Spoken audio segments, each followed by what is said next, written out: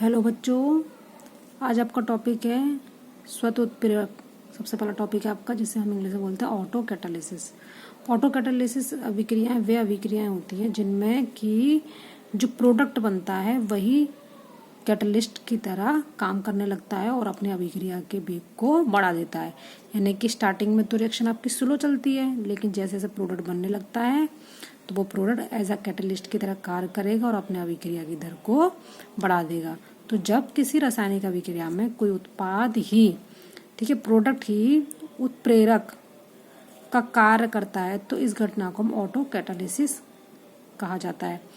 Example आपका ethyl acetate का जल अपघटन। जब हम इथाइल एसीटेट का जल अपघटन करवाते हैं तो स्टार्टिंग में इसका जल अपघटन बहुत स्लो होता है, यानी कि अभिक्रिया का वेग बहुत कम होता है और हमारा एसिटिक एसिड और इथेनॉल बनता है।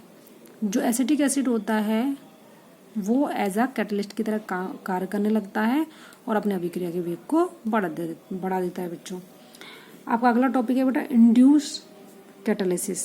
इंड्यूस्ड का मतलब होता है प्रेरित, यानी कि खुद तो कोई काम खुद का के लिए कोई काम ना होना, लेकिन दूसरे काम को बढ़ावा देना। ऐसे हम जनरली बोलते हैं कि प्रेरण या प्रेरित होना ये होता है। तो इसमें क्या है कि जब कोई रासायनिक अभिक्रिया स्वयं में तो नहीं होती लेकिन दूसरी अभिक्रिया के वेग को बढ़ा देती है, यानी कि जब एक रासायनिक अभिक्रिया किसी दूसरी रासायनिक अभिक्रिया के वेग को बढ़ाना है, यानी उसके वेग को बढ़ा देती है, तो वो प्रेरित उत्प्रेरक कहा जाता है। ठीक है बच्चों, एग्जाम्पल आपका सोडियम सल्फाइड को हम ऑक्सीडेशन कराते हैं तो सोडियम सल्फेट बनता है, लेकिन अगर हम सोडियम आर्सेनाइड का ऑक्सीडेशन कराते हैं तो सोडियम आर्सेनाइड का मतलब ऑक्सीडेशन नहीं होता है, यानी कि सोडियम आर्सेनेट नहीं बनता। लेकिन अगर दोनों अभिक्रियाओं को एक साथ कराया जाता है तो हमें सोडियम सल्फेट भी मिलेगा और सोडियम आर्सेनेट भी मिलेगा।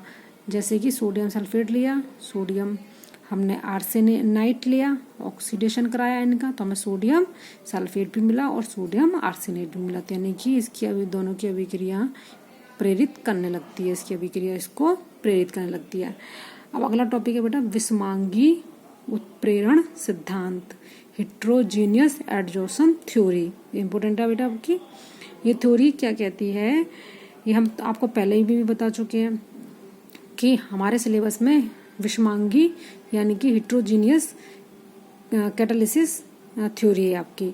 हमने आपको बताया था विषमांगी उत्प्रेरक क्या होते हैं। वे उत्प्रेरक जो कि अपने रिएक्टेंट से अलग फेज में होते हैं, यानी कि ये खुद में सॉलिड होते हैं और इन पे आगे गैस आके बॉन्ड बनाने लगेगी और प्रोडक्ट बनेंगे। तो इसमें पहला स्टेप क्या होता है कि उत्प्रेरक की सतह पर अभिक्रिया का विसरण तथा फिर अधिशोषण होने लगता है। यानी कि पहले क्या होगा, अभिक्रिया की जो हमारा कैटलिस्ट है उसकी सतह पर अभिकारक जो है हमारे अभिकारक जो है वो विसरित होंगे, यानी आके जुड़ेंगे और फिर अधिशोषण होगा उनका। दूसरे स्टेप में क्या होगा, उत्प्रेरक की सतह पर रासायनिक अभिक्रिया द्वारा उचित ऊर्जा के मध्यवर्ती यानी एक्टिवेटेड कॉम्प्लेक्स बनेंगे। उसके बाद क्या होगा, उत्प्रेरक की सतह से में विशोषण द्वारा उत्पाद हटेगा और उत्प्रेरक की सतह अपने आप में फ्री हो जाएगी। इसे पूरा कर लेना बेटा, उत्प्रेरक की सतह फ्री हो जाएगी। ठीक है, तो पहला स्टेप में क्या होगा, कैटलिस्ट होगा और रिएक्टेंट्स होंगे, ये आके इसकी सतह पर जुड़ेंगे, इनका विसरण होगा, फिर मतलब अधिशोषण होने लगेगा इनका, फिर ये आपस में बॉन्ड बनाएंगे और इससे बॉन्ड टूटेंगे इसके। जो आपका कैटलिस्ट है इसे एक्टिवेटेड कॉम्प्लेक्स बोलते हैं, फिर हमारा प्रोडक्ट बन जाएगा और हमें कैटलिस्ट वापस मिल जाएगा।